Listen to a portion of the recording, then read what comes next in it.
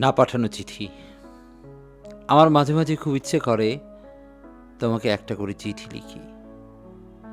গেল কমাস আগে new market থেকে একখানা বিদেশি চিঠি প্যাড কিনেছিলাম। বসেছিলাম তোমাকে লিখব বলে।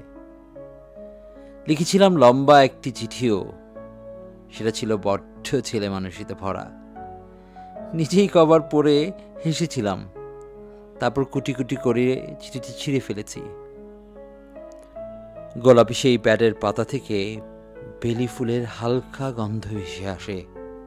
তুমি কি এখনো বেলি ফুল পছন্দ করো? খুব ইচ্ছে করে তোমাকে লিখতে আবারও। জানি তুমি হয়তো দেবে না কোনো উত্তর।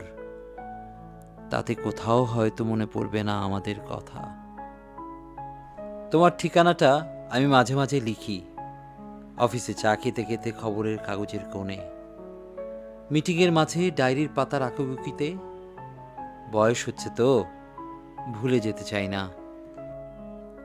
আমরা তো কত কিছুই চাই না, আবার অস্বাভাবিকতা নিয়ে চাইও কিছু। বুকের ভিতর সমুদ্রের ঢেউ আছড়ে পড়ে, তারই বালুতে দেখি তোমার পায়ের ছাপ।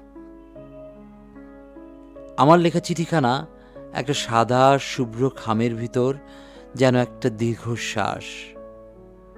তার উপর স্পষ্টাক্ষরে লেখা প্রাপকে তোমার নাম।